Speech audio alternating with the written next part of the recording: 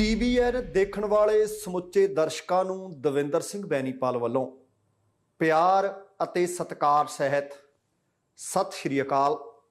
ਦਾ Benipal show ਵਿੱਚ ਤੁਹਾਡਾ ਸਭਨਾਂ ਦਾ ਨਿੱਘਾ ਸਵਾਗਤ। ਆਓ ਦੋਸਤੋ, ਕੁਝ ਅਹਿਮ ਖਬਰਾਂ, ਕੁਝ ਅਹਿਮ ਘਟਨਾਵਾਂ ਦੇ ਉੱਤੇ ਚਰਚਾ ਕਰੀਏ।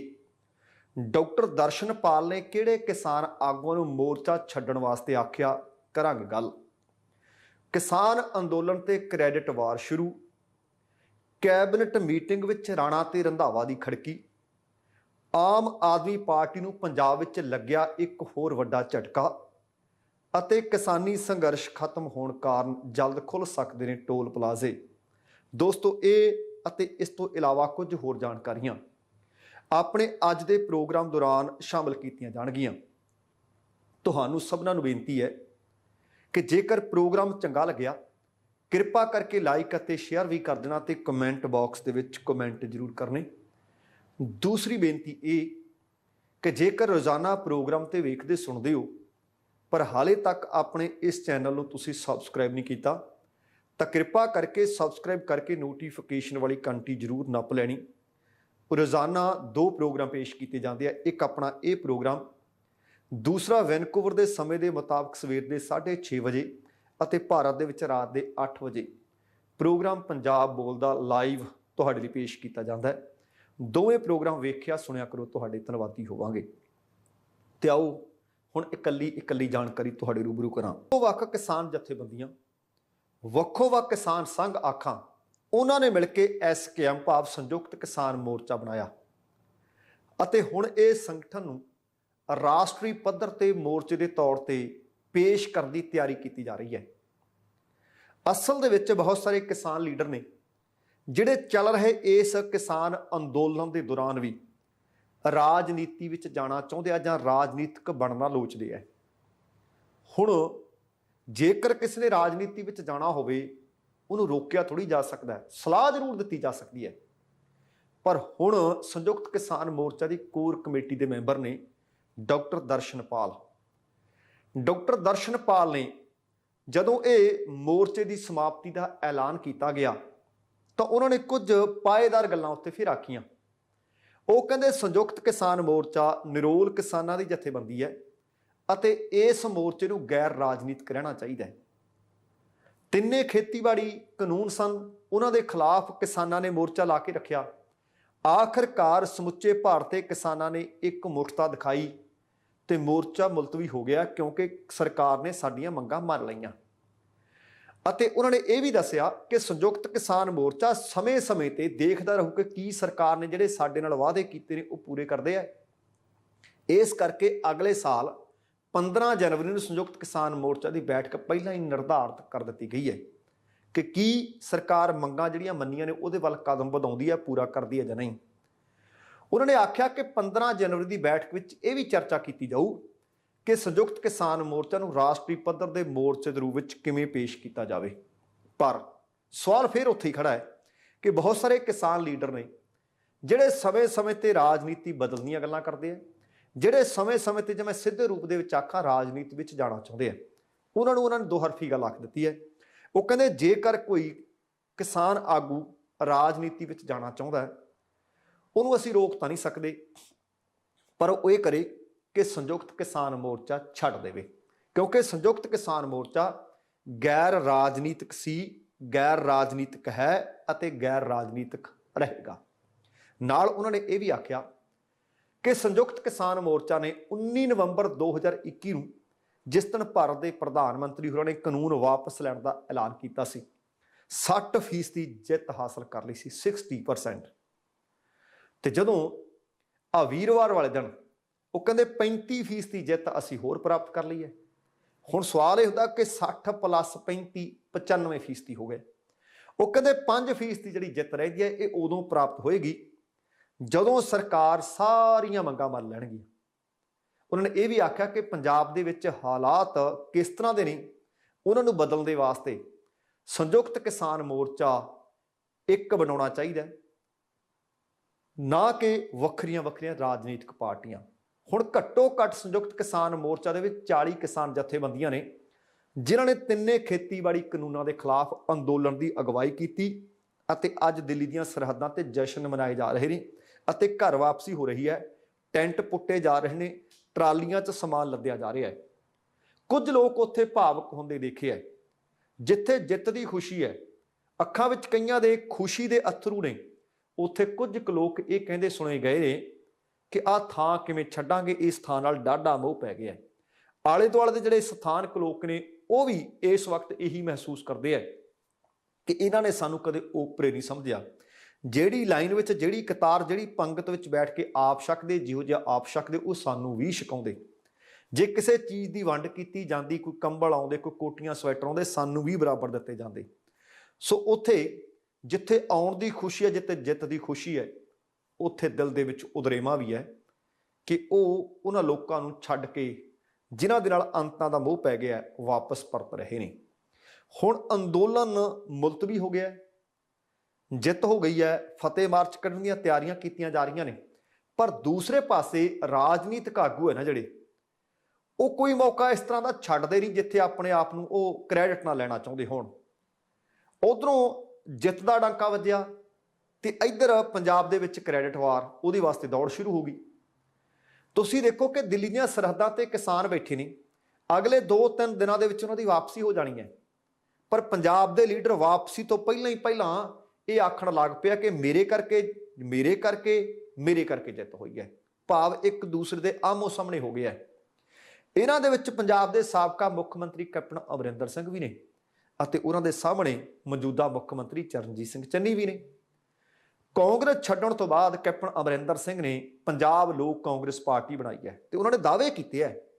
ਉਹ ਕਹਿੰਦੇ ਤਿੰਨੇ ਖੇਤੀ ਕਾਨੂੰਨ ਵਾਪਸ ਲੈਣ ਲਈ ਦਰਅਸਲ ਕੇਂਦਰ ਸਰਕਾਰ ਦੇ ਨਾਲ ਉਹਨਾਂ ਨੇ ਗੱਲਬਾਤ ਕੀਤੀ ਅਤੇ ਪੰਜਾਬ ਦੇ ਕਿਸਾਨਾਂ ਦਾ ਸਹੀ ਪੱਖ ਰੱਖਿਆ। ਤੇ ਇਹ ਤੇ ਮੈਂ ਟਿੱਪਣੀ ਕਰਾਂ ਜੀ, ਚਰਨਜੀਤ ਸਿੰਘ ਚੰਨੀ ਹੋਰਾਂ ਨੇ ਕੀ ਕਿਹਾ, ਬਾਅਦ ਦੀ ਗੱਲ ਤੁਹਾਡੇ ਨਾਲ ਸਾਂਝੀ ਕਰਦੇ ਹਾਂ। ਜੇ ਤੁਸੀਂ ਸਾਬਕਾ ਹੋ ਕੇ ਹੀ ਗੱਲ ਕੀਤੀ, ਤੁਹਾਡੀ ਗੱਲ ਕੇਂਦਰ ਨੇ ਮੰਨ ਵੀ ਲਈ, ਤਾਂ ਪਹਿਲਾਂ ਤਕਰੀਬਨ ਸਾਲ ਸਵਾ ਸਾਲ ਹੋ ਗਿਆ ਸੀ, ਤੁਸੀਂ ਮੁੱਖ ਮੰਤਰੀ ਵੀ ਸੀ, ਉਦੋਂ ਕਾਹਤੇ ਕਿਸਾਨਾਂ ਦਾ ਸਹੀ ਪੱਖ ਨਾ ਰੱਖ ਸਕੇ? ਇਹਦੇ ਤੋਂ ਵੀ ਪਿੱਛੇ ਚੱਲਦੇ ਆ। ਪੰਜਾਬ ਦੇ ਬਹੁਤ ਸਾਰੇ ਉਹ ਮਸਲੇ, ਉਹ ਮੁੱਦੇ ਹੈ ਜਿਹੜੇ ਪੰਜਾਬੀ ਵੀ ਚਾਹੁੰਦੇ ਆ, ਤੁਸੀਂ ਵੀ ਚੋਣਾਂ ਤੋਂ ਪਹਿਲਾਂ ਕਹਿੰਦੇ ਹੁੰਦੇ ਹੋ ਕਿ ਹੱਲ ਹੋਣੇ ਚਾਹੀਦੇ ਨੇ, ਕੇਂਦਰ ਸਰਕਾਰ ਹੱਲ ਨਹੀਂ ਕਰਦੀ। ਜੇ ਤੁਹਾਡੀ ਇੰਨੀ ਉਹ ਮੰਨਦੇ ਸੀ ਤਾਂ ਉਹ ਮੁੱਦਾ ਵੀ ਤੁਸੀਂ ਕੋਈ ਹੱਲ ਨਹੀਂ ਕਰਵਾਇਆ। ਉਹਨਾਂ ਨੇ ਤਾਂ ਇੱਥੋਂ ਤੱਕ ਆਖ ਦਿੱਤਾ ਕਿ ਪੰਜਾਬ ਦੇ ਵਿੱਚ ਸਾਰੀਆਂ ਪਾਰਟੀਆਂ ਦੀ ਮੈਂ ਬੈਠਕ ਬੁਲਾਈ ਸੀ ਅਤੇ ਫਿਰ ਮੇਰੇ ਯਤਨਾਂ ਦੇ ਸਦਕਾ ਅੱਜ ਕਿਸਾਨ ਮੋਰਚਾ ਜੇਕਰ ਜਿੱਤ ਕੇ ਵਾਪਸ ਪਰਤ ਰਿਹਾ ਤਾਂ ਇਹਦੇ ਵਿੱਚ ਹੋਰ ਕਿਸੇ ਦਾ ਨਹੀਂ, ਇਹ ਕ੍ਰੈਡਿਟ ਭਾਵ ਉਹ ਆਪਣੇ ਆਪ ਨੂੰ ਲੈਣ ਦੀ ਕੋਸ਼ਿਸ਼ ਕੀਤੀ। ਉਹ ਕਹਿੰਦੇ ਜਦੋਂ ਮੈਂ ਮੁੱਖ ਮੰਤਰੀ ਸੀ, ਮੁੱਖ ਮੰਤਰੀ ਰਹਿੰਦਿਆਂ ਅੰਦੋਲਨ ਦੇ ਵਿੱਚ ਜਾਨ ਗਵਾਉਣ ਵਾਲੇ ਕਿਸਾਨਾਂ ਦੇ ਪਰਿਵਾਰਾਂ ਨੂੰ ਮੁਆਵਜ਼ਾ ਦੇਣਾ ਅਤੇ ਨੌਕਰੀਆਂ ਦੇਣ ਦੀ ਸ਼ੁਰੂਆਤ ਵੀ ਮੈਂ ਕੀਤੀ। ਇਸ ਗੱਲ ਵਿੱਚ ਕੋਈ ਅਤਕਥਨੀ ਨਹੀਂ ਕਿ ਕੈਪਟਨ ਅਮਰਿੰਦਰ ਸਿੰਘ ਨੇ ਕਿਸਾਨੀ ਅੰਦੋਲਨ ਨੂੰ ਪਣਪਣ ਦਿੱਤਾ, ਪਰ ਆ ਸਾਰੇ ਦੀ ਸਾਰਾ ਕ੍ਰੈਡਿਟ ਆਪਣੇ ਸਿਰ ਲੈ ਲੈਣਾ, ਸਿਹਰਾ ਆਪਣੇ ਸਿਰ, ਕਲਗੀ ਆਪਣੇ ਸਜਾ ਲੈਣੀ, ਇਹ ਮੈਨੂੰ ਨਹੀਂ ਲੱਗਦਾ। ਤੁਸੀਂ ਆਪਣੇ ਕਮੈਂਟ ਲਿਖ ਦਿਓ ਕਿ ਕੀ ਸੱਚਮੁੱਚ ਜੋ ਕੈਪਟਨ ਅਮਰਿੰਦਰ ਸਿੰਘ ਕਹਿੰਦੇ ਨੇ ਕਿ ਉਹਨਾਂ ਦੇ ਯਤਨਾਂ ਸਦਕਾ ਕਾਨੂੰਨ ਵਾਪਸ ਹੋਏ ਨੇ? ਫਿਰ ਜਿਹੜੇ 700 ਕਿਸਾਨ ਜਾਨਾਂ ਦੇ ਗਏ, ਜਿਹੜੇ ਸਾਲ ਸਵਾ ਸਾਲ ਤੋਂ ਬਰੂਹਾਂ ਤੇ ਬੈਠੇ ਸੀ, ਉਹਨੂੰ ਉੱਥੇ ਬੈਠਣ ਦੀ ਕਿਹੜੀ ਲੋੜ ਸੀ? ਦੂਸਰੇ ਪਾਸੇ ਕੈਪਟਨ ਅਮਰਿੰਦਰ ਸਿੰਘ ਦੇ ਇਸ ਦਾਅਵੇ ਦੇ ਬਿਲਕੁਲ ਉਲਟ ਮੁੱਖ ਮੰਤਰੀ ਚੰਨੀ ਨੇ ਉਹਨਾਂ ਨੂੰ ਆੜੇ ਹੱਥੀਂ ਲਿਆ, ਪਲਟਵਾਰ ਕੀਤਾ ਹੈ। ਉਹਨਾਂ ਨੇ ਦੋਸ਼ ਲਗਾਏ ਨੇ ਕਿ ਕੈਪਟਨ ਅਮਰਿੰਦਰ ਸਿੰਘ ਨੇ 4.5 ਸਾਲ ਤੱਕ ਕੀਤਾ ਹੀ ਕੱਖ ਨਹੀਂ। ਜਿੱਥੋਂ ਤੱਕ ਉਹ ਕਹਿੰਦੇ ਕਿਸਾਨਾਂ ਦੇ ਸੰਘਰਸ਼ ਦੀ ਜਿੱਤ ਦਾ ਸਵਾਲ ਹੈ, ਉਹਨਾਂ ਨੇ ਵੀ ਤਕਰੀਬਨ ਉਹੀ ਗੱਲ ਆਖੀ ਕਿ 700 ਤੋਂ ਵੱਧ ਕਿਸਾਨਾਂ ਨੇ ਸ਼ਹਾਦਤ ਦਿੱਤੀ ਹੈ, ਤਾਂ ਕਿਤੇ ਜਾ ਕੇ ਮੋਦੀ ਸਰਕਾਰ ਝੁਕੀ ਹੈ। ਮੋਦੀ ਸਰਕਾਰ ਜੇ ਸਮਝੇ ਕਿ ਜਿੱਤ ਦਾ ਸਿਹਰਾ ਉਹਨਾਂ ਸਿਰ ਜਾਂਦਾ, ਕਹਿੰਦੇ ਉਹਨਾਂ ਨੂੰ ਵੀ ਨਹੀਂ ਜਾਂਦਾ। ਉਹ ਕਹਿੰਦੇ ਇਹਦੇ 'ਚ ਕੈਪਟਨ ਆਪਣੇ ਸਿਰ ਸਿਹਰਾ ਬੰਨੀ ਜਾਂਦੇ ਆ, ਇਹਦੀ ਕਹਿੰਦੇ ਉਹਨਾਂ ਨੂੰ ਕੋਈ ਜ਼ਰੂਰਤ ਨਹੀਂ। ਜਦੋਂ ਕਿ ਕੈਪਟਨ ਅਮਰਿੰਦਰ ਸਿੰਘ ਦਾਅਵਾ ਕਰੀ ਜਾਂਦੇ ਕਿ ਉਹਨਾਂ ਨੇ ਬੀਤੇ 18 ਮਹੀਨਿਆਂ ਦੇ ਵਿੱਚ ਵੱਖੋ-ਵੱਖ ਕਿਸਾਨ ਯੂਨੀਅਨਾਂ ਦੇ ਨਾਲ, ਕੇਂਦਰ ਸਰਕਾਰ ਦੇ ਨਾਲ ਵੱਖੋ-ਵੱਖ ਸਮਿਆਂ ਤੇ ਗੱਲਬਾਤ ਕੀਤੀ, ਤਾਂ ਕਿਤੇ ਜਾ ਕੇ ਕਿਸਾਨਾਂ ਨੂੰ ਜਿੱਤ ਹੋਈ ਹੈ। ਉਹ ਕਹਿੰਦੇ ਜੇਕਰ ਉਹਨਾਂ ਦੀ ਸਰਕਾਰ ਨੇ ਆਹ ਜਿਹੜੇ ਫੈਸਲੇ ਜਦੋਂ ਉਹ ਮੁੱਖ ਮੰਤਰੀ ਸੀ ਨਾ ਲਏ ਹੁੰਦੇ ਤਾਂ ਅੱਜ ਇਹ ਲੜਾਈ ਆਖਰੀ ਪੜਾਅ ਤੇ ਨਾ ਪਹੁੰਚਦੀ। ਉਹਨਾਂ ਇਹ ਵੀ ਆਖਿਆ ਕਿ ਜਿਹੜੀਆਂ ਯੋਜਨਾਵਾਂ ਭਾਵੇਂ ਮੁਆਵਜ਼ੇ ਦੀਆਂ ਸੀ, ਭਾਵੇਂ ਕੁਝ ਹੋਰ ਸਨ, ਜਿਹੜੀਆਂ ਮੈਂ ਸ਼ੁਰੂ ਕੀਤੀਆਂ ਸੀ, ਹੁਣ ਹਰਿਆਣਾ ਤੇ ਯੂਪੀ ਸਰਕਾਰ ਉਹਨਾਂ ਤੇ ਸਹਿਮਤ ਹੋਈਆਂ ਨੇ, ਤਾਂ ਕਿਤੇ ਮ੍ਰਿਤਕ ਕਿਸਾਨਾਂ ਦੇ ਪਰਿਵਾਰਾਂ ਨੂੰ ਮੁਆਵਜ਼ਾ ਮਿਲਿਆ, ਉਹ ਰਾਜ਼ੀ ਹੋ ਗਏ ਆ। ਉਹ ਕਹਿੰਦੇ ਮੈਂ ਇੱਥੋਂ ਤੱਕ ਕਹਿਣਾ ਚਾਹੁੰਦਾ ਕਿ ਜੇਕਰ ਕਿਸਾਨਾਂ ਦੀ ਜਿੱਤ ਹੋਈ ਹੈ ਤਾਂ ਜਿਹੜੀਆਂ ਮੇਰੀਆਂ ਯੋਜਨਾਵਾਂ ਜਾਂ ਮੇਰੀ ਕੇਂਦਰ ਸਰਕਾਰ ਨਾਲ ਗੱਲਬਾਤ ਸੀ, ਉਹਦਾ ਨਤੀਜਾ ਹੈ। ਹੁਣ ਚਰਨਜੀਤ ਸਿੰਘ ਚੰਨੀ ਫੇਰ ਬੋਲੇ ਇਸ ਮਸਲੇ ਤੇ। ਉਹ ਕਹਿੰਦੇ ਕੈਪਟਨ ਅਮਰਿੰਦਰ ਸਿੰਘ ਨੇ ਡੱਕਾ ਤੋੜ ਕੇ ਦੂਰਾ ਕੋਈ ਕੀਤਾ ਹੈ ਨਹੀਂ, ਜੇ ਕੀਤਾ ਕੁਝ ਤਾਂ ਐਸ਼ ਪ੍ਰਸਤੀ ਕੀਤੀ। ਉਹਨਾਂ ਇਹ ਜ਼ਰੂਰ ਆਖਿਆ ਕਿ ਇਹ ਜਿੱਤ ਕਿਸਾਨਾਂ ਦੀ ਹੈ, ਪਰ ਜਿਹੜੇ ਭਾਰਤੀ ਜਨਤਾ ਪਾਰਟੀ ਨਾਲ ਕੈਪਟਨ ਅਮਰਿੰਦਰ ਸਿੰਘ ਕਹਿੰਦੇ ਹੁਣ ਘਿਓ ਖਿਚੜੀ ਹੋਏ ਪਏ ਨੇ। ਕਹਿੰਦੇ ਕਿ ਕੈਪਟਨ ਅਮਰਿੰਦਰ ਸਿੰਘ ਭੁੱਲ ਗਏ ਕਿ ਇਹ ਕਾਨੂੰਨ ਇਹ ਕੀਤਾ ਕਰਾਇਆ ਤਾਂ ਸਾਰਾ ਭਾਰਤੀ ਜਨਤਾ ਪਾਰਟੀ ਦਾ ਸੀ। ਭਾਰਤੀ ਜਨਤਾ ਪਾਰਟੀ ਕਹਿੰਦੇ ਪੰਜਾਬ ਦੀ ਕਿਸਾਨਾਂ ਦੀ ਦੁਸ਼ਮਣ ਪਾਰਟੀ ਸੀ, ਜਿਸ ਦੇ ਕਰਕੇ ਲੋਕਾਂ ਨੂੰ ਉੱਥੇ ਆਪਣੀਆਂ ਸ਼ਹਾਦਤਾਂ, ਆਪਣੀਆਂ ਜਾਨਾਂ ਦੇਣੀਆਂ ਪੈ ਗਈਆਂ। ਪੰਜਾਬ ਦੇ ਤੇ ਸਮੁੱਚੇ ਭਾਰਤ ਦੇ ਕਿਸਾਨ ਸਾਲ ਤੋਂ ਵੱਧ ਸਰਹੱਦਾਂ ਤੇ ਪਰੇਸ਼ਾਨ ਹੋਈ ਗਏ ਨੇ, ਆਪਣੀਆਂ ਜਾਨਾਂ ਤੱਕ ਕੁਰਬਾਨ ਕਰੀ ਗਏ ਨੇ। ਉਹ ਕਹਿੰਦੇ ਇਕੱਲਾ ਕੈਪਟਨ ਨਹੀਂ, ਇਹਦੇ ਨਾਲ ਅਕਾਲੀ ਵੀ ਭਾਰਤੀ ਜਨਤਾ ਪਾਰਟੀ ਨਾਲ ਇਹਨਾਂ ਦੀ ਮਿਲੀ ਭੁਗਤ ਸੀ ਅਤੇ ਇਹਨਾਂ ਨੇ ਪੰਜਾਬ ਦਾ ਰਲ ਮਿਲ ਕੇ ਨੁਕਸਾਨ ਕੀਤਾ। ਤੇ ਦੂਸਰੇ ਪਾਸੇ ਸੁਖਬੀਰ ਬਾਦਲ ਹੋਰੀ ਸਿਰ ਆਪਣੇ ਸਿਰ ਬੰਨੀ ਗਏ। ਉਹ ਕਹਿੰਦੇ ਜਦੋਂ ਸਾਨੂੰ ਲੱਗਿਆ ਕਿ ਭਾਈ ਇਹ ਕਾਨੂੰਨ ਗਲਤ ਨੇ ਤੇ ਇਸ ਦਾ ਤੋੜ ਵਿਛੋੜਾ ਵੀ ਕੀਤਾ, ਇਸ ਦਾ ਵਿਰੋਧ ਵੀ ਕੀਤਾ, ਤੇ ਨਾਲ ਉਹਨਾਂ ਨੇ ਕਿਸਾਨਾਂ ਨੂੰ ਵਧਾਈ ਜ਼ਰੂਰ ਦਿੱਤੀ ਹੈ, ਪਰ ਉਹਨਾਂ ਨੇ ਵੀ ਇਹ ਦੱਸਣ ਦੀ ਕੋਸ਼ਿਸ਼ ਕੀਤੀ ਹੈ ਕਿ ਜਿਹੜੀਆਂ ਕੋਸ਼ਿਸ਼ਾਂ ਅਸੀਂ ਕੀਤੀਆਂ, ਹਰਸਿਮਰਤ ਕੌਰ ਬਾਦਲ ਨੇ ਕੀਤੀਆਂ, ਉਹਦੀ ਬਦੌਲਤ ਅੱਜ ਜਿੱਤ ਨਸੀਬ ਹੋ ਗਈ ਹੈ। ਉਧਰ ਭਗਵੰਤ ਮਾਨ ਕਹਿੰਦੇ, ਉਹ ਕਹਿੰਦੇ ਜੇਕਰ ਕੈਪਟਨ ਅਮਰਿੰਦਰ ਸਿੰਘ ਕਵੇ ਜਾਂ ਨਰਿੰਦਰ ਮੋਦੀ ਕਹਿਣ, ਕਿਸੇ ਨੇ ਥਾਲੀ 'ਚ ਪਰੋਸ ਕੇ ਕੁਝ ਨਹੀਂ ਦਿੱਤਾ। ਕਿਸਾਨਾਂ ਨੇ ਆਪਣੇ ਹੱਕ ਆਪਣੀਆਂ ਜਾਨਾਂ ਦੇ ਕੇ ਲਏ ਨੇ। ਹੁਣ ਭਾਵੇਂ ਕੁਝ ਵੀ ਹੋਵੇ, ਤੁਸੀਂ ਦੱਸ ਦਿਓ ਕਿ ਕੈਪਟਨ ਕਹਿੰਦਾ ਮੈਂ, ਸੁਖਬੀਰ ਕਹਿੰਦਾ ਮੈਂ, ਚਰਨਜੀਤ ਸਿੰਘ ਚੰਨੀ ਹੋਰੀ ਕਹਿੰਦੇ ਮੈਂ ਤਾਂ ਕਰੀ ਜਾਂਦੇ ਨੇ, ਪਰ ਕੀ ਕਿਸਾਨਾਂ ਨੇ ਆਪਣੇ ਆਪ ਹੱਕ ਲਏ ਨੇ ਜਾਂ ਜਿਹੜੇ ਆ ਲੀਡਰ ਕ੍ਰੈਡਿਟ ਵਾਰ ਸ਼ੁਰੂ ਕਰਕੇ ਬੈਠ ਗਏ ਆ ਕਿ ਇਹਨਾਂ ਦੀ ਬਦੌਲਤ ਸਭ ਕੁਝ ਹੋਇਆ? ਕਮੈਂਟ ਤੁਸੀਂ ਕਰ ਦਿਓ। ਤੇ ਹੁਣ ਕੱਲ ਕੈਬਨਿਟ ਮੀਟਿੰਗ ਹੋਈ ਹੈ, ਉਹਦੇ ਵਿੱਚ ਕੁਝ ਫੈਸਲੇ ਲਏ ਆ। ਉਹ ਫੈਸਲਿਆਂ ਦੇ ਬਾਬਤ ਤੁਸੀਂ ਸ਼ਾਇਦ ਪੜ੍ਹ ਸੁਣ ਲਿਆ ਹੋਣਾ, ਪਰ ਅੰਦਰੋਂ ਇੱਕ ਖਬਰ ਨਿਕਲ ਕੇ ਆਈ ਹੈ ਕਿ ਇਸ ਕੈਬਨਿਟ ਮੀਟਿੰਗ ਦੇ ਵਿੱਚ ਮਿੱਤਰਾਂ 'ਚ ਖੜਕ ਪਈ। ਜਰਾ ਸੁਣ ਕੇ ਜਾਈ ਸਰਦਾਰਾ। ਖੜਕੀ ਇਸ ਕਰਕੇ ਕਿ ਹਰ ਇੱਕ ਜ਼ਿਲ੍ਹੇ ਦੇ ਵਿੱਚ SSP ਲਾਇਆ ਜਾਂਦਾ ਹੈ ਕਿ SSP ਲਾਉਣ ਦੇ ਵਾਸਤੇ 2-2 ਕਰੋੜ ਰੁਪਏ ਲਏ ਜਾਂਦੇ ਨੇ। ਇਹ ਦੋਸ਼ ਲੱਗਿਆ ਉੱਥੇ ਕੈਬਨਿਟ ਮੀਟਿੰਗ ਦੇ ਵਿੱਚ। ਉਸ ਵਕਤ ਉਪ ਮੁੱਖ ਮੰਤਰੀ ਸੁਖਜਿੰਦਰ ਸਿੰਘ ਰੰਧਾਵਾ ਵੀ ਸੀ, ਜਿਨ੍ਹਾਂ ਦੇ ਕੋਲ ਗ੍ਰਹਿ ਵਿਭਾਗ ਵੀ ਹੈ, ਤੇ ਉੱਥੇ ਤਕਨੀਕੀ ਸਿੱਖਿਆ ਮੰਤਰੀ ਰਾਣਾ ਗੁਰਜੀਤ ਸਿੰਘ ਸੀ। ਇਹਨਾਂ ਦੇ ਵਿਚਕਾਰ ਖੜਕੀ ਤੂੰ ਮੈਂ ਹੋ ਗਈ। ਅਸਲ ਦੇ ਵਿੱਚ ਇਹ ਮੁੱਦਾ ਉਸ ਵਕਤ ਭਖਿਆ ਜਦੋਂ ਕੈਬਨਿਟ ਦੀ ਮੀਟਿੰਗ ਖਤਮ ਹੋ ਗਈ।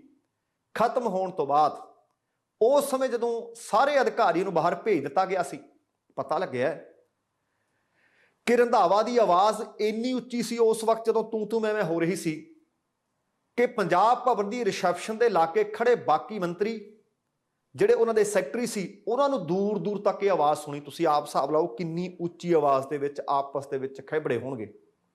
ਤੇ ਇਹ ਵੀ ਪਤਾ ਲੱਗਿਆ ਜਦੋਂ ਖਹਿਬੜ ਖਵੜਈਆ ਵੱਧ ਗਿਆ ਤਾਂ ਫਿਰ ਮੀਟਿੰਗ ਹਾਲ ਦਾ ਦਰਵਾਜ਼ਾ ਬੰਦ ਕੀਤਾ ਗਿਆ। ਜਿਹੜੇ ਕੁਝ ਸੂਤਰ ਨੇ ਦੱਸਦੇ ਨੇ ਕਿ ਮੀਟਿੰਗ ਦੇ ਪਿੱਛੋਂ ਰਾਣਾ ਗੁਰਜੀਤ ਨੇ ਮੁੱਦਾ ਚੁੱਕ ਲਿਆ ਕਿ ਉਹਨਾਂ ਨੂੰ ਇੱਕ ਮੰਤਰੀ ਨੇ ਦੱਸਿਆ ਕਿ ਹਰ ਜ਼ਿਲ੍ਹੇ ਦੇ ਵਿੱਚ ਜੇਕਰ SSP ਲਵਾਉਣਾ ਹੈ, ਉਹਦੇ ਵਾਸਤੇ 2-2 ਕਰੋੜ ਰੁਪਏ ਇਕੱਠੇ ਕੀਤੇ ਜਾ ਰਹੇ ਨੇ, 2-2 ਕਰੋੜ ਰੁਪਏ ਲਏ ਜਾ ਰਹੇ ਨੇ। ਇਹਦੇ ਤੇ ਦਿਹਾਤੀ ਵਿਕਾਸ ਮੰਤਰੀ ਤ੍ਰਿਪਤ ਰਾਜਿੰਦਰ ਸਿੰਘ ਬਾਜਵਾ ਨੇ ਕਿਹਾ ਕਿ ਇਹ ਰਾਣਾ ਗੁਰਜੀਤ ਨੇ ਉਹਨਾਂ ਨੂੰ ਕਿਹਾ ਸੀ। ਇੰਨਾ ਸੁਣ ਕੇ ਰੰਧਾਵਾ ਨੇ ਆਖਿਆ ਕਿ ਇਹ ਤਾਂ ਸਿੱਧਾ ਉਹਨਾਂ ਤੇ ਇਲਜ਼ਾਮ ਹੈ ਕਿ 2-2 ਕਰੋੜ ਰੁਪਏ ਫਿਰ ਮੈਂ ਲੈ ਰਿਹਾ ਕਿਉਂਕਿ ਗ੍ਰਹਿ ਮੰਤਰਾਲਾ ਉਹਨਾਂ ਦੇ ਅਧੀਨ ਹੈ। ਖਜਿੰਦਰ ਰੰਧਾਵਾ ਗੁੱਸੇ 'ਚ ਆਏ, ਹੱਥ ਵਿੱਚ ਫੜਿਆ ਪੈਨ ਵਗਾ ਮਾਰਿਆ, ਸੁੱਟ ਦਿੱਤਾ ਤੇ ਕੁਰਸੀ ਪਿੱਛੇ ਰੱਖ ਕੇ ਖੁਦ ਖੜੇ ਹੋ ਗਏ। ਇਹਦੇ ਤੇ ਉੱਥੇ ਮੁੱਖ ਮੰਤਰੀ ਚਰਨਜੀਤ ਸਿੰਘ ਚੰਨੀ ਵੀ ਹਾਲੇ ਉੱਥੇ ਹੀ ਸੀ। ਉਹਨਾਂ ਨੇ ਉਪ ਮੁੱਖ ਮੰਤਰੀ ਤੇ ਗ੍ਰਹਿ ਮੰਤਰੀ ਸੁਖਜਿੰਦਰ ਸਿੰਘ ਰੰਧਾਵਾ ਨੂੰ ਕੁਰਸੀ ਤੇ ਬਿਠਾਇਆ ਅਤੇ ਇੱਥੋਂ ਤੱਕ ਆਖਿਆ ਕਿ ਭਾਈ ਆ ਜਿਹੜੇ ਦੋਸ਼ ਕੋਈ ਵੀ ਲਾ ਰਿਹਾ ਹੈ ਕਿ 2-2 ਕਰੋੜ ਰੁਪਏ SSP ਨੂੰ ਜ਼ਿਲ੍ਹੇ ਵਿੱਚ ਲਾਉਣ ਦੇ ਲਏ ਜਾ ਰਹੇ ਨੇ, ਇਹ ਸਰਾਸਰ ਗਲਤ ਨੇ। ਉਹ ਕਹਿੰਦੇ ਦਰਅਸਲ ਹਰ ਜ਼ਿਲ੍ਹੇ ਦੇ ਵਿੱਚ SSP ਦੀ ਨਿਯੁਕਤੀ ਉੱਥੋਂ ਦੇ ਵਿਧਾਇਕਾਂ ਤੇ ਮੰਤਰੀਆਂ ਦੇ ਨਾਲ ਗੱਲਬਾਤ ਕਰਨ ਤੋਂ ਬਾਅਦ ਕੀਤੀ ਜਾਂਦੀ ਹੈ। ਚੰਨੀ ਨੇ ਆਪਣੀ ਗੱਲ ਦੀ ਫਿਰ ਪੁਸ਼ਟੀ ਵੀ ਕਰਨੀ ਚਾਹੀ। ਪੁਸ਼ਟੀ ਕਰਨ ਲਈ ਕੈਬਨਿਟ ਦੇ ਵਿੱਚ ਮੌਜੂਦ ਜਲ ਸਪਲਾਈ ਮੰਤਰੀ ਰਜ਼ੀਆ ਸੁਲਤਾਨਾ ਸੀ। ਉਹਨਾਂ ਨੂੰ ਪੁੱਛ ਲਿਆ, ਕਹਿੰਦੇ ਇਹ ਦੱਸੋ ਕਿ ਤੁਹਾਡੇ ਨਾਲ ਗੱਲਬਾਤ ਕਰਕੇ ਮਲੇਰਕੋਟਲੇ 'ਚ SSP ਲਾਇਆ ਹੈ ਜਾਂ ਨਹੀਂ ਲਾਇਆ? ਰਜ਼ੀਆ ਸੁਲਤਾਨਾ ਜੀ ਤੁਸੀਂ ਦੱਸ ਦਿਓ। ਇਹਦੇ ਤੇ ਰਜ਼ੀਆ ਸੁਲਤਾਨਾ ਨੇ ਹਾਮੀ ਤਾਂ ਭਰ ਦਿੱਤੀ ਕਿ ਹਾਂ, ਪਰ ਨਾਲ ਇਹ ਵੀ ਪੁੱਛਿਆ ਕਿ ਉਹਨਾਂ ਨੂੰ SSP ਲਾਉਣ ਤੋਂ ਬਾਅਦ ਕੈਪਟਨ ਅਮਰਿੰਦਰ ਸਿੰਘ ਨਾਲ ਮਿਲਣ ਲਈ ਉਹਨਾਂ ਨੂੰ ਦੱਸੋ ਕਿਸ ਨੇ ਭੇਜਿਆ ਸੀ? ਇਹਦੇ ਤੇ ਫੇਰ ਸਵਾਲ ਖੜਾ ਕਰ ਦਿੱਤਾ ਰਜ਼ੀਆ ਸੁਲਤਾਨਾ ਨੇ।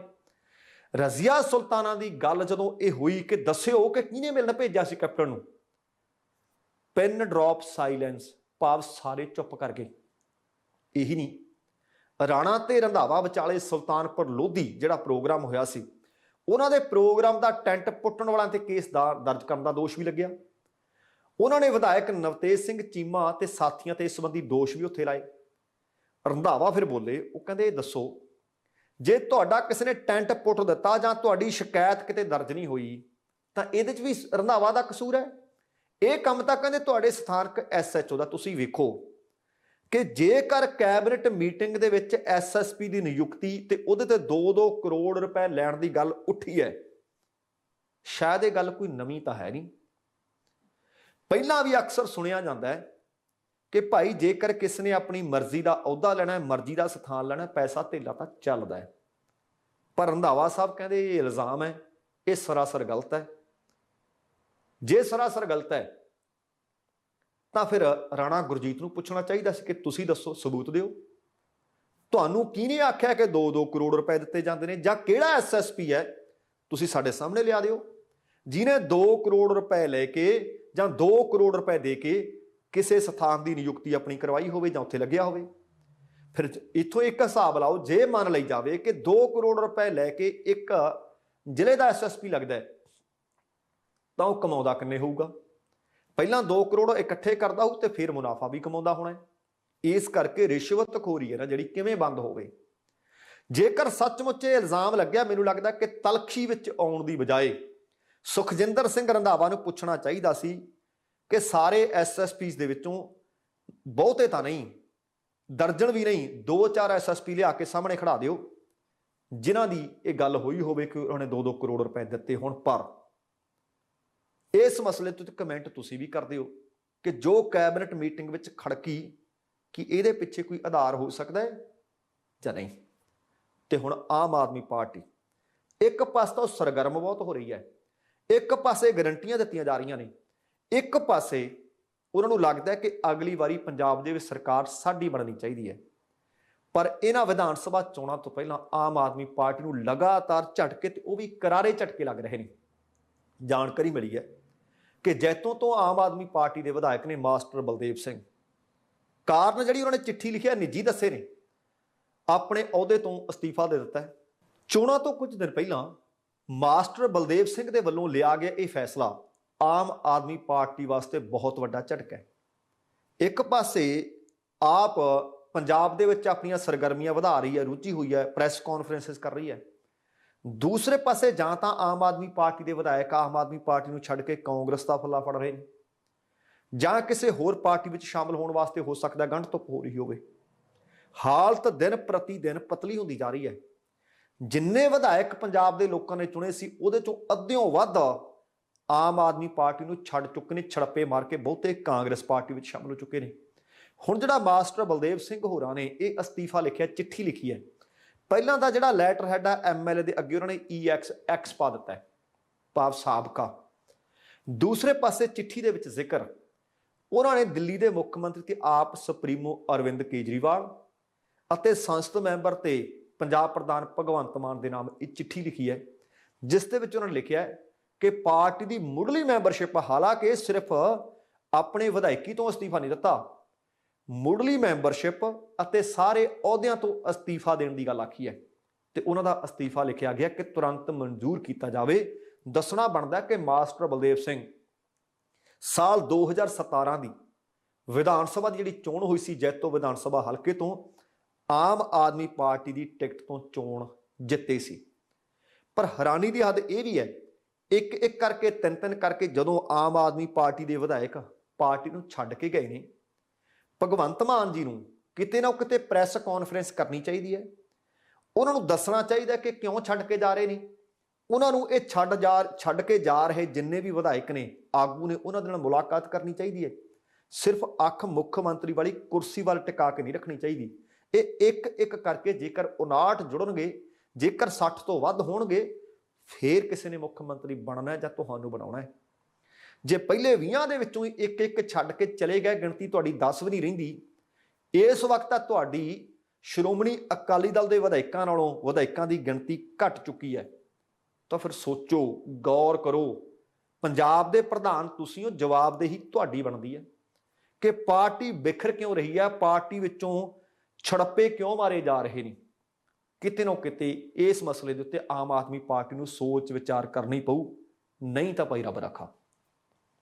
ਅਗਲੀ ਜਿਹੜੀ ਖਬਰ ਹੈ ਕਿਸਾਨੀ ਸੰਘਰਸ਼ ਦੇ ਨਾਲ ਹੀ ਜੁੜੀ ਖਬਰ ਹੈ, ਕਿਉਂਕਿ ਕਿਸਾਨਾਂ ਤੇ ਸਰਕਾਰ ਦੇ ਵਿਚਕਾਰ ਸਮਝੌਤਾ ਹੋ ਚੁੱਕਿਆ ਹੈ। ਕਿਸਾਨਾਂ ਨੇ ਆਪਣਾ ਸੰਘਰਸ਼ ਮੁਲਤਵੀ ਕਰਨ ਦਾ ਕੱਲ ਐਲਾਨ ਕਰ ਦਿੱਤਾ ਸੀ। ਦਿੱਲੀ ਦੀਆਂ ਸਰਹੱਦਾਂ ਤੋਂ ਟੈਂਟ ਪੁੱਟੇ ਜਾ ਰਹੇ ਨੇ। ਹੁਣ ਸਹਿਮਤੀ ਤੋਂ ਬਾਅਦ ਜਦੋਂ ਇਹ ਸੰਘਰਸ਼ ਹੀ ਖਤਮ ਹੋ ਗਿਆ, ਪੰਜਾਬ 'ਚ ਵੀ, ਹਰਿਆਣੇ 'ਚ ਵੀ, ਰਾਜਸਥਾਨ 'ਚ ਵੀ ਬਹੁਤੀਆਂ ਥਾਵਾਂ ਤੇ ਟੋਲ ਪਲਾਜ਼ੇ ਬੰਦ ਕੀਤੇ ਪਏ ਨੇ ਤੇ ਕਿਸੇ ਸਮੇਂ ਖੁੱਲ ਸਕਦੇ ਆ। ਕੁਝ ਕੁ ਥਾਵਾਂ ਤੋਂ ਖਬਰਾਂ ਨੇ ਕਿ ਸ਼ਾਇਦ 11 ਤਰੀਕ ਤੋਂ ਹੀ ਖੁੱਲ ਜਾਣ, ਪਰ ਹੋ ਸਕਦਾ 2-4 ਦਿਨ ਇੱਧਰ ਉੱਧਰ ਹੋ ਜਾਣ। ਨਵੰਬਰ 2020 ਦੇ ਪਹਿਲੇ ਹਫ਼ਤੇ ਤੋਂ ਕਿਸਾਨਾਂ ਨੇ ਦਰਅਸਲ ਇੱਕ ਇੱਕ ਕਰਕੇ ਲਗਭਗ ਸਾਰੇ ਟੋਲ ਪਲਾਜ਼ੇ ਬੰਦ ਕਰ ਦਿੱਤੇ ਸੀ ਤੇ ਉੱਥੇ ਧਰਨੇ ਮਾਰ ਲਏ ਸੀ। ਇਸ ਕਾਰਨ ਇਹ ਪਲਾਜ਼ੇ ਇੱਕ ਤਰ੍ਹਾਂ ਨਾਲ ਦਿੱਲੀ ਦੇ ਧਰਨੇ ਦੀਆਂ ਸਥਾਨਕ ਇਕਾਈਆਂ ਬਣ ਕੇ ਰਹਿ ਗਈ ਸੀ। ਬਹੁਤੇ ਟੋਲ ਪਲਾਜ਼ਿਆਂ ਨੂੰ ਕਿਸਾਨਾਂ ਨੇ ਪੱਕੇ ਰਹਿਣ ਬਸੇਰੇ ਬਣਾ ਲਿਆ ਸੀ। ਬਹੁਤ ਸਾਰੇ ਟੋਲ ਪਲਾਜ਼ਿਆਂ ਤੇ ਖਾਣਾ ਵਰਤਾਇਆ ਜਾਂਦਾ, ਭਾਂਡੇ ਸਾਂਭੇ ਜਾਂਦੇ, ਅਲਮਾਰੀਆਂ, ਗਰਮੀ ਤੋਂ ਬਚਣ ਲਈ ਪੱਖੇ, ਕੂਲਰ, ਮੰਜੇ, ਬਿਸਤਰੇ, ਗੱਲ ਕੀ ਉਹਨਾਂ ਨੂੰ ਬਦਲਵੇਂ ਪ੍ਰਬੰਧ ਦੇ ਰੂਪ ਦੇ ਵਿੱਚ ਵਰਤਿਆ ਜਾ ਰਿਹਾ ਸੀ। ਜਿਹੜੇ ਉੱਥੇ ਸੰਘਰਸ਼ ਕਰ ਰਹੇ ਸਨ ਕਿਸਾਨ, ਪੜ੍ਹਨ ਵਾਸਤੇ ਉਹਨਾਂ ਟੋਲ ਪਲਾਜ਼ਿਆਂ ਨੇ ਬੈਠ ਕੇ ਉਹਨਾਂ ਨੇ ਪੱਕੇ ਅਖਬਾਰ ਲਵਾ ਲਏ ਸੀ।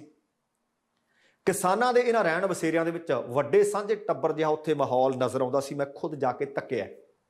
ਸਵਖਤੇ ਸਵੇਰ ਦੀ ਚਾਹ ਬਣਾਉਂਦੇ, ਫਿਰ ਹਾਜ਼ਰੀ ਬਾਅਦ 'ਚ ਦੁਪਹਿਰ ਦੀ ਰੋਟੀ, ਹਫ਼ਤੇ 'ਚ ਇੱਕ ਅੱਧੀ ਵਾਰ ਉੱਥੇ ਪਕੌੜੇ ਵੀ ਤਲ ਲੈਂਦੇ ਸੀ, ਖੀਰ ਜਾਂ ਪ੍ਰਸ਼ਾਦ ਵੀ ਬਣਦਾ ਸੀ। ਇਹਨਾਂ ਲੰਗਰਾਂ ਦੇ ਵਿੱਚ ਟੋਲ ਪਲਾਜ਼ੇ ਵਾਲੇ ਮੁਲਾਜ਼ਮ ਵੀ ਪਹਿਲਾਂ ਪਹਿਲ ਰੋਟੀ ਛਕਦੇ ਰਹੇ।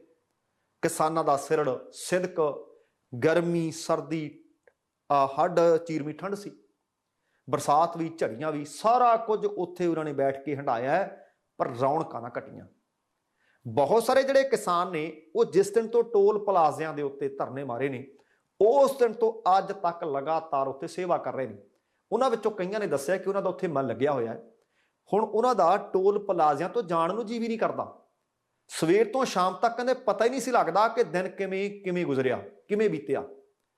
ਉਹਨਾਂ ਵਰਗੇ ਬਹੁਤ ਸਾਰੇ ਹੋਰ ਕਿਸਾਨ ਵੀ ਨੇ, ਉਹ ਕਹਿੰਦੇ ਸਾਨੂੰ ਇੱਥੇ ਫੁੱਲ ਟਾਈਮਰ ਧਰਨਾਕਾਰੀ ਕਿਹਾ ਜਾਣ ਲੱਗ ਪਿਆ ਸੀ। ਹੁਣ ਉਹਨਾਂ ਦੇ ਮੁਤਾਬਕ ਟੋਲ ਪਲਾਜ਼ਿਆਂ ਤੇ ਧਰਨੇ ਸ਼ੁਰੂ ਹੋਣ ਦੇ ਨਾਲ ਪਿੰਡਾਂ ਦੇ ਵਿੱਚ ਇੱਕ ਨਵੀਂ ਰਵਾਇਤ ਸ਼ੁਰੂ ਹੋ ਗਈ ਸੀ। ਉਹ ਇਹ ਕਿ ਜਿਸ ਕਿਸਾਨ ਦੇ ਘਰ ਦੇ ਵਿੱਚ ਕੋਈ ਵਿਆਹ ਸ਼ਾਦੀ ਹੁੰਦੀ, ਕੋਈ ਖੁਸ਼ੀ ਦਾ ਸਮਾਗਮ ਹੁੰਦਾ, ਉਹ ਘਰ ਦੇ ਵਿੱਚੋਂ ਬਕਾਇਦਾ ਟੋਲ ਤੇ ਧਰਨਾ ਦੇਣ ਵਾਲਿਆਂ ਵਾਸਤੇ ਰੋਟੀ ਪੁੱਜਦੀ ਕਰਿਆ ਕਰਦੇ ਸੀ।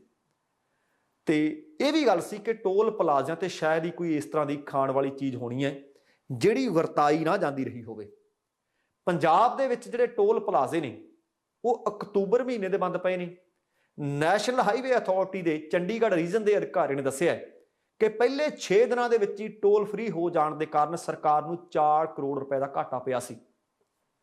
ਤੇ ਸੰਸਦ ਦੇ ਵਿੱਚ ਟਰਾਂਸਪੋਰਟ ਮੰਤਰੀ ਨਿਤਿਨ ਗਡਕਰੀ ਨੇ ਵੀ ਦੱਸਿਆ ਸੀ ਕਿ ਟੋਲ ਫ੍ਰੀ ਹੋ ਜਾਣ ਕਾਰਨ 16 ਮਾਰਚ ਤੱਕ ਇਕੱਲੇ ਪੰਜਾਬ ਦੇ ਵਿੱਚੋਂ 487 ਕਰੋੜ ਰੁਪਏ ਤੇ ਹਰਿਆਣੇ ਦੇ ਵਿੱਚੋਂ 326 ਕਰੋੜ ਰੁਪਏ ਦਾ ਘਾਟਾ ਪਿਆ ਸੀ। ਦਿੱਲੀ ਨੂੰ ਜਾਂਦੇ ਹੋਏ ਨੈਸ਼ਨਲ ਹਾਈਵੇ ਤੇ ਪੰਜਾਬ ਤੇ ਹਰਿਆਣਾ ਦੇ 6 ਤੋਂ 8 ਟੋਲ ਲਗਭਗ ਮੁਕੰਮਲ ਬੰਦ ਪਏ ਆ। ਇਹਨਾਂ ਤੋਂ ਹਰ ਰੋਜ਼ ਸਰਕਾਰ ਨੂੰ 5 ਕਰੋੜ ਰੁਪਏ ਤੋਂ ਵੱਧ ਦਾ ਨੁਕਸਾਨ ਹੋਇਆ, ਜਾਂ ਇਹ ਆਖ ਸਕਦਾ ਹੈ ਕਿ 5 ਕਰੋੜ ਆਮ ਲੋਕਾਂ ਨੇ ਬਚਤ ਕੀਤੀ। ਇਸ ਤਰ੍ਹਾਂ ਨੈਸ਼ਨਲ ਹਾਈਵੇ ਤੇ 2000 ਕਰੋੜ ਤੋਂ ਉੱਤੇ ਦਾ ਨੁਕਸਾਨ ਹੋਇਆ ਦੱਸਿਆ ਗਿਆ, ਜਦੋਂ ਕਿ ਸਟੇਟ ਹਾਈਵੇ ਦਾ ਜਿਹੜਾ ਨੁਕਸਾਨ ਹੈ ਉਹ ਵੱਖਰਾ ਹੈ। ਜਾਣਕਾਰੀ ਜਿੰਨੀ ਕੁ ਮੈਂ ਇਕੱਠੀ ਕਰ ਸਕਿਆ ਉਹਦੇ ਮੁਤਾਬਕ 800 ਤੋਂ 850 ਕਰੋੜ ਦੇ ਕਰੀਬ ਇਹ ਨੁਕਸਾਨ ਹੈ। ਹੁਣ ਜਦੋਂ ਟੋਲ ਹੀ ਫ੍ਰੀ ਕਰ ਦਿੱਤੇ ਗਏ, ਉਹਨਾਂ ਦੇ ਉੱਤੇ ਧਰਨਾ ਮਾਰ ਕੇ ਕਿਸਾਨ ਬੈਠ ਗਏ ਤੇ ਜਿਹੜੇ ਉੱਥੇ ਕੰਮ ਕਰਨ ਵਾਲੇ ਮੁਲਾਜ਼ਮ ਸੀ ਉਹ ਵੀ ਆਮ ਲੋਕਾਂ ਦੀ ਪਰਿਵਾਰਕ ਜੀ ਸੀ, ਹੌਲੀ ਹੌਲੀ ਕਰਕੇ ਉਹਨਾਂ ਦੀ ਛੁੱਟੀ ਕਰ ਦਿੱਤੀ ਗਈ, ਉਹ ਬੇਰੁਜ਼ਗਾਰ ਹੋ ਗਏ। ਤੇ ਉਹਨਾਂ ਮੁਲਾਜ਼ਮਾਂ ਨੇ ਯੂਨੀਅਨ ਬਣਾ ਕੇ ਆਪਣੇ ਹੱਕਾਂ ਦੀ ਆਵਾਜ਼ ਬੁਲੰਦ ਕਰਨੀ ਫਿਰ ਸ਼ੁਰੂ ਕੀਤੀ। ਟੋਲ ਪਲਾਜ਼ਾ ਯੂਨੀਅਨ ਦੇ ਪੰਜਾਬ ਦੇ ਮੀਤ ਪ੍ਰਧਾਨ ਨੇ ਦਰਸ਼ਨ ਸਿੰਘ ਲਾਡੀ ਉਹਨਾਂ ਨੇ ਦੱਸਿਆ ਕਿ ਟੋਲ ਬੰਦ ਹੋਣ ਦੇ ਕਾਰਨ 18,000 ਤੋਂ ਵੱਧ ਮੁਲਾਜ਼ਮ ਬੇਰੁਜ਼ਗਾਰ ਨੇ ਤੇ ਕੰਪਨੀਆਂ ਨੇ ਉਹਨਾਂ ਨੂੰ ਦਸੰਬਰ ਮਹੀਨੇ ਤੋਂ ਬਾਅਦ ਕੋਈ ਤਨਖਾਹ ਦਿੱਤੀ ਨਹੀਂ। ਹੁਣ ਦੂਸਰਾ ਪਾਸਾ ਵੀ ਜੇਕਰ ਇਸ ਆਪਾਂ ਜਾਣਕਾਰੀ ਦਾ ਵੇਖੀਏ ਕਿ ਟੋਲ ਬੰਦ ਹੋ ਗਿਆ, ਲੋਕਾਂ ਨੂੰ ਇਹ ਲੱਗਿਆ ਕਿ ਸਾਡੀ ਬਚਤ ਹੋ ਗਈ। ਜੇ ਆਪਾਂ ਸਮਝਦੇ ਹਾਂ ਕਿ ਬਚਤ ਹੋ ਗਈ, ਵਕਤੀ ਤੌਰ ਤੇ ਬਚਤ ਜ਼ਰੂਰ ਹੋਈ ਹੈ, ਪਰ ਜੇ ਆਪਾਂ ਸਮਝੀਏ ਕਿ ਸੱਚਮੁੱਚ ਬਚਤ ਹੋਈ ਹੈ ਤਾਂ ਇਹ ਵਹਿਮ ਹੈ। ਕਿਉਂਕਿ ਜਿਹੜੀਆਂ ਕੰਪਨੀਆਂ ਨੇ ਉਹ ਸੜਕਾਂ ਬਣਾਈਆਂ ਨੇ, ਟੋਲ ਇਕੱਠਾ ਕਰ ਰਹੀਆਂ ਨੇ, ਉਹਨਾਂ ਦਾ ਸਰਕਾਰਾਂ ਦੇ ਨਾਲ ਇਕਰਾਰਨਾਮਾ ਹੈ, ਸਮਾਂ ਸੀਮਾ ਨਿਯਤ ਹੈ। ਪਰ ਇਹਦੇ ਵਾਸਤੇ ਸਮੇਂ-ਸਮੇਂ ਤੇ ਅਦਾਲਤਾਂ ਵਿੱਚ ਪਟੀਸ਼ਨਾਂ ਪੈਂਦੀਆਂ ਰਹੀਆਂ ਨੇ ਕਿ ਮੰਨ ਲਓ ਕਿ ਸੜਕ ਬਣਾਉਣ ਤੇ ਉਹਨਾਂ ਨੇ 10,000 ਕਰੋੜ ਖਰਚੇ ਹੈ, ਰੋਜ਼ਾਨਾ ਕਿੰਨੀਆਂ ਗੱਡੀਆਂ ਲੰਘਦੀਆਂ ਨੇ ਉਹਦਾ ਕੋਈ ਲੇਖਾ ਜੋਖਾ ਦਿਓ, ਤਾਂ ਕਿ ਪਤਾ ਲੱਗੇ ਕਿ 5 ਸਾਲਾਂ ਦੇ ਵਿੱਚ 10,000 ਦੀ ਬਜਾਏ ਪਲੱਸ 10,000 ਭਾਵ 20,000 ਕਰੋੜ ਇਕੱਠਾ ਕਰ ਲਿਆ। ਪਰ ਦੱਸੋ ਹੀ ਕੁਝ ਨਹੀਂ ਜਾਂਦਾ। ਸਮਾਂ ਸੀਮਾ ਲੰਬੇ ਸਮੇਂ ਵਾਸਤੇ ਨਿਯਤ ਕਰ ਦਿੱਤੀ ਜਾਂਦੀ ਹੈ। ਹੁਣ ਜਦੋਂ ਟੋਲ ਪਲਾਜ਼ੇ ਬੰਦ ਨੇ, ਆਪਾਂ ਕਹਿੰਦੇ ਕਿ ਬੱਚਤ ਹੋ ਗਈ, ਬੱਚਤ ਨਹੀਂ ਹੋਈ। ਉਹਨਾਂ ਸਮਾਂ ਹੁਣ ਵਾਧੂ ਟੋਲ ਕੰਪਨੀਆਂ ਨੂੰ ਕਾਨੂੰਨੀ ਤੌਰ ਤੇ ਦਿੱਤਾ ਜਾਊਗਾ। ਉਦਾਹਰਨ ਦੇ ਤੌਰ ਤੇ ਭਵਾਨੀਗੜ੍ਹ ਮੰਡੀ ਗੋਬਿੰਦਗੜ੍ਹ ਟੋਲ ਦਾ ਜਿਹੜਾ ਇਕਰਾਰ ਸੀ ਉਹ 19 ਨਵੰਬਰ ਤੇ 2023 ਨੂੰ ਖਤਮ ਹੋਣਾ ਸੀ। ਜਦੋਂ ਹੁਣ ਟੋਲ ਪਲਾਜ਼ਾ ਬੰਦ ਪਿਆ, ਇਸ ਵਾਸਤੇ ਹੁਣ ਇਹ ਨਵੰਬਰ 2024 ਤੱਕ ਚੱਲਦਾ ਰਹਿ ਸਕਦਾ ਹੈ। ਹੋ ਸਕਦਾ ਕਿ ਕੇਂਦਰ ਸਰਕਾਰ ਟੋਲ ਪਲਾਜ਼ਿਆਂ ਦੇ ਜਿਹੜੇ ਰੇਟ ਨੇ, ਕੀਮਤਾਂ ਨੇ, ਉਹਨਾਂ ਦੇ ਵਿੱਚ ਵਾਧਾ ਕਰ ਦੇਵੇ। ਪੰਜਾਬ ਤੇ ਹਰਿਆਣਾ ਦੇ ਵਿੱਚ ਕੁੱਲ 28 ਟੋਲ ਪਲਾਜ਼ੇ ਨੇ। ਚੰਡੀਗੜ੍ਹ ਤੋਂ ਦਿੱਲੀ ਦੇ ਵਿੱਚ 4 ਟੋਲ ਪੈਂਦੇ ਨੇ। ਇਹਨਾਂ ਦੇ ਵਿੱਚੋਂ ਇੱਕ ਪਾਸੇ ਜੇਕਰ ਜਾਣਾ ਹੋਵੇ ਬੰਦੇ ਨੇ ਕਾਰ ਦੇ ਰਾਹੀਂ ਤਾਂ 250 ਤੋਂ ਲੈ ਕੇ 300 ਰੁਪਏ ਟੋਲ ਦੇਣਾ ਪੈਂਦਾ। ਇਸੇ ਤਰ੍ਹਾਂ ਦਿੱਲੀ ਤੋਂ ਅੰਮ੍ਰਿਤਸਰ ਦੇ ਵਿਚਕਾਰ 8 ਟੋਲ ਪਲਾਜ਼ੇ ਨੇ, ਜਿਸ 'ਚ ਢਿਲਮਾ ਵੀ ਹੈ, ਨਿਜਰਪੁਰਾ, ਲੋਡੂਵਾਲਾ, ਸ਼ੰਭੂ ਹੈ, ਘਰੌਂਡਾ ਹੈ, ਪਾਣੀਪਤ ਹੈ, ਮੁਰਥਲ ਹੈ। ਇਹਨਾਂ ਟੋਲ ਪਲਾਜ਼ਿਆਂ ਤੇ ਕਾਰ ਡਰਾਈਵਰ ਨੂੰ ਇੱਕ ਪਾਸੇ ਦਾ ਲਗਭਗ 500 ਰੁਪਏ ਦੇਣਾ ਪੈਂਦਾ।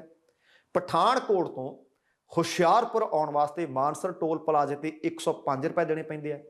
ਪਠਾਨਕੋਟ ਤੋਂ ਜੇਕਰ ਕਿਸੇ ਨੇ ਦਿੱਲੀ ਤੱਕ ਜਾਣਾ ਹੋਵੇ 7 ਟੋਲ ਪਲਾਜ਼ੇ ਪੈਂਦੇ ਆ। ਉਹਦੇ ਵਿੱਚ ਇੱਕ ਕਾਰ ਡਰਾਈਵਰ ਨੂੰ ਇੱਕ ਪਾਸੇ ਦੇ ਜਾਣ ਵਾਸਤੇ ਲਗਭਗ 600 ਤੇ 40 ਰੁਪਏ ਦਾ ਟੋਲ ਦੇਣਾ ਪੈਂਦਾ। ਹੁਸ਼ਿਆਰਪੁਰ ਤੋਂ ਦਿੱਲੀ ਦੇ ਵਿਚਕਾਰ 5 ਟੋਲ ਪੈਂਦੇ ਆ, ਜਿੱਥੇ ਕਾਰ ਡਰਾਈਵਰ ਨੂੰ ਇੱਕ ਪਾਸੇ ਦੇ ਸਫ਼ਰ ਵਾਸਤੇ ਲਗਭਗ 445 ਰੁਪਏ ਦੇਣੇ ਪੈਂਦੇ ਆ। ਬਠਿੰਡਾ ਤੋਂ ਦਿੱਲੀ ਦੇ ਵਿਚਕਾਰ ਵੀ 4 ਟੋਲ ਪਲਾਜ਼ੇ ਨੇ ਤੇ ਇਹਨਾਂ ਦੇ ਵਿੱਚ ਟੋਲ ਪਲਾਜ਼ਿਆਂ ਤੇ ਕਾਰ ਡਰਾਈਵਰ ਨੂੰ ਇੱਕ ਪਾਸੇ ਜੇਕਰ ਜਾਣਾ ਹੋਵੇ ਤਾਂ ਲਗਭਗ 285 ਰੁਪਏ ਦੇਣੇ ਪੈਂਦੇ ਆ। ਹਿਸਾਰ ਤੋਂ ਦਿੱਲੀ ਦੇ ਵਿਚਕਾਰ 3 ਟੋਲ ਪਲਾਜ਼ੇ ਨੇ। ਕਾਰ ਡਰਾਈਵਰ ਨੂੰ ਇੱਕ ਪਾਸੇ ਦੇ 205 ਰੁਪਏ ਦੇਣੇ ਪੈਂਦੇ ਆ। ਤੁਸੀਂ ਹਿਸਾਬ ਲਾਓ ਕਿ ਇਹਨਾਂ ਟੋਲ ਪਲਾਜ਼ਿਆਂ ਦੇ ਵਿਚਕਾਰ ਹੁਣ ਉਮੀਦ ਹੈ ਕਿ ਇਹਨਾਂ ਦੀ ਸਮਾਂ ਹੱਦ ਵਧਾ ਦਿੱਤੀ ਜਾਊਗੀ ਤੇ ਇਹ ਵੀ ਲੱਗਦਾ ਕਿ ਹੋ ਸਕਦਾ ਕੇਂਦਰ ਸਰਕਾਰ ਇਹਨਾਂ ਦੇ ਰੇਟ ਵੀ ਵਧਾ ਦੇਵੇ। ਪਰ ਇੱਥੇ ਫਿਰ ਦੋ ਗੱਲਾਂ ਨੇ। ਜੇ ਕੇਂਦਰ ਸਰਕਾਰ ਨੇ ਟੋਲ ਦਾ ਰੇਟ ਵਧਾਇਆ ਤਾਂ ਫਿਰ ਸਮਾਂ ਨਹੀਂ ਵਧਾਉਣਾ ਚਾਹੀਦਾ। ਹੁਣ ਦੇਖੋ ਕਿ ਆਉਣ ਵਾਲੇ ਸਮੇਂ ਦੇ ਵਿੱਚ ਹੋ ਸਕਦਾ ਕਿ ਇਹਦੇ ਵਾਸਤੇ ਫਿਰ ਲੋਕਾਂ ਨੂੰ ਧਰਨੇ ਪ੍ਰਦਰਸ਼ਨ ਕਰਨੇ ਪੈਣ। ਜੇ ਸਮਾਂ ਸੀਮਾ ਵਧਾ ਦਿੱਤੀ ਫਿਰ ਟੋਲ ਨਹੀਂ ਵਧਣਾ ਚਾਹੀਦਾ। ਜੇ ਟੋਲ ਵਧ ਗਿਆ ਤਾਂ ਸਮਾਂ ਸੀਮਾ ਨਹੀਂ ਵਧਣੀ ਚਾਹੀਦੀ। ਪਰ ਵੇਖਦੇ ਹਾਂ ਕਿ ਆਉਣ ਵਾਲੇ ਸਮੇਂ ਦੇ ਵਿੱਚ ਕਿਹੋ ਜਿਹੀ ਸਥਿਤੀ ਬਣਦੀ ਹੈ ਤੇ ਕਿਸ ਤਰੀਕੇ ਨਾਲ ਫਤਿਹ ਮਾਰਚ ਨਿਕਲਦਾ ਹੈ, ਕਿਸ ਤਰੀਕੇ ਨਾਲ ਕਿਸਾਨ ਤੇ ਕਿਸਾਨ ਆਗੂ ਤਿਆਰੀਆਂ ਕਰਦੇ ਹੈ ਅਤੇ 15 ਜਨਵਰੀ ਤੱਕ ਜਿਹੜੀ ਮੀਟਿੰਗ ਹੋਣੀ ਹੈ ਕਿ ਉਹਦੇ ਤੱਕ ਜਿਹੜੀਆਂ ਕੇਂਦਰ ਸਰਕਾਰ ਨੇ ਮੰਗਾਂ ਆਖੀਆਂ ਨੇ ਮੰਨ ਲਈਆਂ ਜਾਣਗੀਆਂ, ਕਿ ਮੰਨ ਲਈਆਂ ਜਾਂਦੀਆਂ ਨੇ ਜਾਂ ਲਮਕਾਈਆਂ ਜਾਂਦੀਆਂ ਨੇ। ਕਿਉਂਕਿ ਕਿਸਾਨ ਆਗੂਆਂ ਨੇ ਆਖਿਆ ਕਿ ਅਸੀਂ ਆਪਣਾ ਅੰਦੋਲਨ ਮੁਲਤਵੀ ਕੀਤਾ ਹੈ। ਕਹਿਣ ਦਾ ਭਾਵ ਜੇਕਰ ਸਾਡੀਆਂ ਮੰਗਾਂ ਨਾ ਮੰਨੀਆਂ ਤਾਂ ਅੰਦੋਲਨ ਦੁਬਾਰਾ ਵੀ ਸ਼ੁਰੂ ਕੀਤਾ ਜਾ ਸਕਦਾ ਹੈ। ਸੋ ਦੋਸਤੋ, ਕੁੱਲ ਮਿਲਾ ਕੇ ਆਪਣਾ ਇਹ ਸੀ ਅੱਜ ਦਾ ਪ੍ਰੋਗਰਾਮ।